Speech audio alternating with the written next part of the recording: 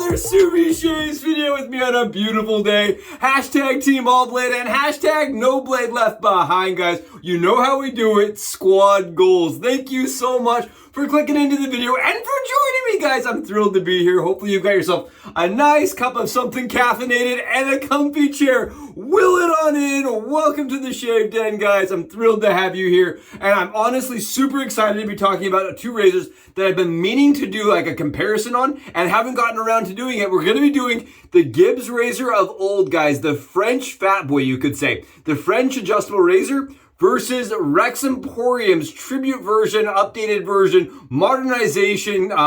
This is the Ambassador, guys. This is the Rex Ambassador. And I've done a little bit of subification on there. You guys can see a little lather going on there. I've got my Frugal Shaves tube and the Rex just standard knob down here, guys. I did that for two reasons. A, I like it better on a diet plan. And B, I think it looks nice side by side with the Gibbs. It really showcases just how similar these two razors are. There's the exposure. You guys can see that. And we're going to be rocking them both all the way open, guys, all the way open. And keep in mind, you can't overclock these. I'm going to leave them at 6, but you can get up to 9, you know, like 6, 7, 8, 9. You can actually overclock if you don't have this razor shipped to you with glue. This razor does not come with glue, right? These are vintage. These do not come with glue, so you can always obviously overclock them to a certain degree with then the threads run out, guys. But I don't feel like you need to. I think 6 is going to be plenty for anyone. Okay, so we're going to be using these two razors. There's a reason why. You're going to want to stay around on the channel today to find out why. I'm really excited for why, guys. And then we're going to be using, I wanted to show you guys, this is the First Line Shaves. This is Eros.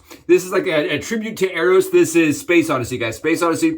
It says, "My God is full of stars." I love this. I guess beautiful scent. Again, this is a tribute, an homage to, it's a Versace Eros. It smells exactly like Versace Eros, guys, to be really honest. I don't feel like there's really that much of a difference between the scent. I do get a little bit better scent strength when I use the actual scent, the EDT, with the soaps, like the full set, guys.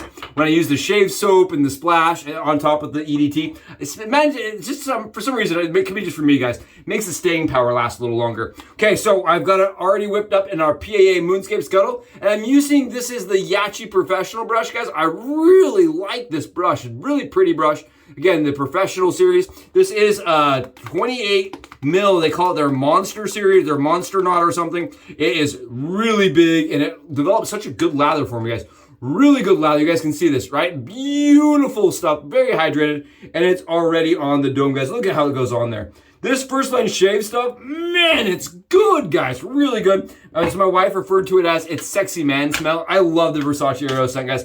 Really nice. And we're going to be using Derby Premium Blacks, guys. Derby Premium Blacks. And I'll have the loading sequence going down below on the hat cam. It's not that, it's not difficult to load this razor. You cut the blade tabs off. And then what you want to do is get Frugal Shaves to print you some of the little adapter tabs that go on the inside of the razor that let you use modern blades easier. It just holds the blades taut and allows you to sit the blade right in and shave. Very easy, and I know my buddy, my good friend, Last Shadow, he's been doing some hacks, and I know he created copper versions of these little tabs that sit on the inside on the base plate. Kind of cool. I really like this razor, and today we want to compare them because Heritage is releasing and released their version of this razor. It's a tribute to this razor, kind of like what this razor is. It's similar to the kind of concept here, but it's Heritage's version. And somebody reached out to me and said, "Subi, how does it shave compared to the Rex?" And today I was like, you know what? We've never actually done them side by side. Let's do them side by side. I'm excited. Let's try it out. Rock it on 6. Keep in mind, these are very efficient. Very, you want to use good form, and they do have some kick to them. Definitely have some kick with that amount of exposure. I know it doesn't look super aggressive. It's definitely got some bite. Let's see. This is a lighter razor. When you compare them side by side, guys, some of the things that really stand out to me from the Gibbs to the Rex Ambassador, guys, is A, you have a smaller razor, right, just from the start. Smaller razor. It's got a smaller head profile. The head profile is much thinner when you guys like set them side by side like this. I mean, it's day and night. Look at the size there, guys. Much different head size profile, which allows this to go into your nose and around your ears, things like that. If you're a head shaver, it's a little bit easier to get the Gibbs into certain places than the Rex Ambassador. Now, that's not to say that the Rex Ambassador can't go in those places, right? That's just my opinion is that the lighter, smaller head is a little bit more maneuverable just a little bit more maneuverable. But because of the small, tiny handle on it, it definitely is something you want to get used to, guys. It's going to take probably 1 or 2 shaves of the Gibbs to realize what the handle does and how the best place to shave with it, and the best kind of form and pressure to apply. This is, again, is a 15 that we're using today, guys. And the 15 shipped 2 different ways. 2 different ways. You can find this in brass with brass head cap, or a brass base. This piece will be brass, and this piece will be, this piece will be aluminum, and this piece will be brass. So they make this version I'm using right now. This is aluminum, and this is brass. So it's like a weird combo, which allows the razor to be a little lighter, right? It produces a little bit lighter razor, but you still get that brass smoothness from the cap. It's kind of a weird, it almost feels like a Franken razor, but they actually ship them out that way, guys. With the aluminum and brass combo, guys, combo. And then they also made an aluminum version that was always done in gold, from what I understand. It was a gold on gold razor, guys, gold on gold Gibbs. And if you see those, that is actually an aluminum variation. It's all aluminum. And I can't tell you how that performance-wise is. I have used now the brass 17, which it really doesn't matter. The numbers really don't matter, guys. They shave the same from what I've read and understand and from my experience. The brass 15 or 17 that I used versus this one, guys, I feel like the brass is a little bit better shave. But if you're a person that likes a really nimble razor, the lightness of this is very nice. I know I really like the lightness on this razor. Again, this is on 6, guys. It's a very good shave. Look at this. Very good shave, very fast shave, very efficient shave. And I like it as an adjustable razor, guys. It really does do a really good job. Let's talk about some of the cons to the Gibbs razor. I feel like I never talk about the cons with these things. Let's talk about the cons, guys. Cons are that it's very difficult to get into our country, right? Into the US. If you're in the US, finding a Gibbs is very difficult because they are produced in France. And so unless they were imported in, they are going to be, you're not going to find them. I ended up buying this one on French eBay, guys. A lot of us search over on French eBay for these things. Because of that, you're going to be dealing with, some language barriers. You're going to be dealing with some difficulties in like explaining, is this a good product? Is this working? And then if it doesn't work, guys, returns are a nightmare, right? You're going to be fighting returns and foreign rules. It's very difficult. It is very difficult to buy one of these. As far as like dealing if you have problems, right? If you get one, you love it and it's great, that's awesome. You should be absolutely thrilled. I have now done 2 and seen 2 with significant issues, guys. And part of that is the buyer beware kind of situation on eBay. That's so smooth though. That's so smooth.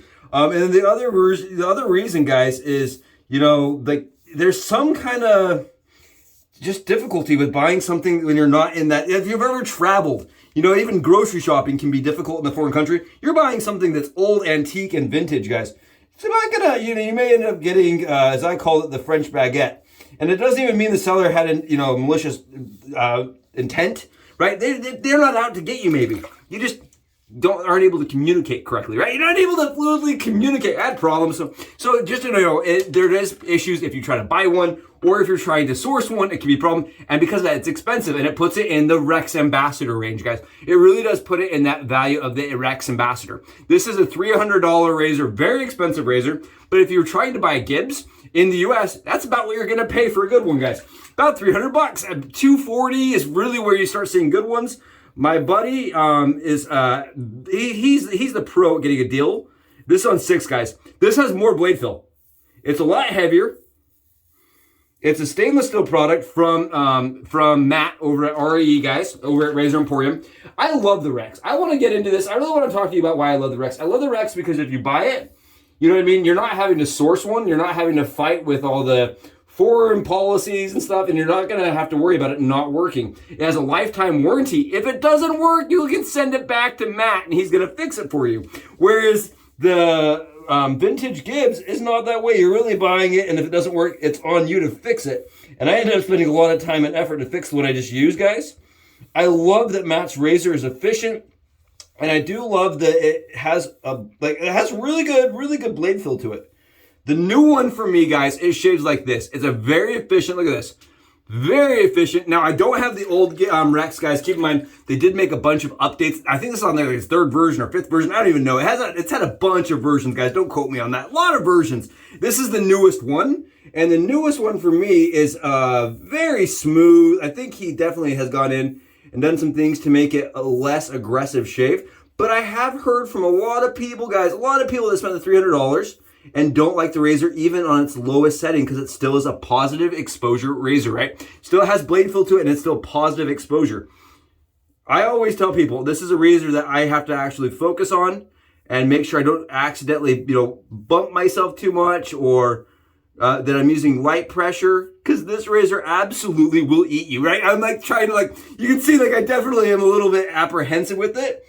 It's a razor that I do use good form and that I do have to focus a little bit more with. I always tell people it's a Rex shave, right? It's Rex closeness, because it's such a close shave, but you have to be a little bit cognizant and careful with it. Whereas the Gibbs is not that way for me. The Gibbs is much easier. The Gibbs is a little bit more forgiving, and it's also a little bit lighter, so it's not already pushing down into the surface. So you're not having to fight with that, guys. I love this razor. I really do. I love that the Matt has made it so that it's in modern materials that are going to last, right? Whereas the Gibbs, guys, my aluminum, right? It's an antique aluminum, and antique aluminum is very soft. It is very malleable and pliable. And because of that, I just don't know how long it's going to last. A lot of things that are coming into question when you're buying a Gibbs. Now, that's not the case with the brass one, guys. Now, if you're buying a brass one, you can tell based on how chrome it is, guys. And it's super chrome, you're looking at a brass one. Those are going to hold up a little bit better. They're a lot better, actually, because you're not using soft aluminum. And if there is issues, you can kind of bend them and warp them back to where they should be. Whereas aluminum cracks, you can have problems. You can actually just degrade, guys. Some of my aluminum, right, can oxidize and degrade. Really good shave here, guys. Really good shave. And you know how we do it with battles, guys. We got to go over the one area and back over the other area. I just want to make sure that this is a Skittle-me-tastic kind of shave before we go back over. Skittle-me-tastic. That way the Gibbs isn't getting an easy run for it. The way it's not just going to have an easy go. Oh, what a shave. What a good shave. This is a razor I use an extraordinarily steep angle, guys. Steep angle. Whereas the Gibbs, I use more of a flat angle. It's interesting. I actually shave at different angles with both razors. Oh, what a shave. Really good shave, guys. Really nice shave. Very comfortable shave. Very easy shave. But you could see I had to do more focus on the Rex side. Just partially because I'm getting more blade fill. And it's a little bit more, it's a little less forgiving, guys. It's a little, for me. Keep in mind, that's again for me. Some guys out there right now are listening to this saying, nope, other way around. And that's totally cool. If that's the case for you and you just absolutely can't get a good shave with the Gibbs, I'm shocked, but it could happen. And I could see people saying, I have to have the Rex kind of performance. Well, I feel like you get the same performance with the Gibbs, which is a little less blade fill, and it's a little lighter, and a little bit, honestly, it's just a little bit more forgiving. It's a little bit more user-friendly, but you do have to fiddle with the blade to get it in place, right? And I'm going to say this again.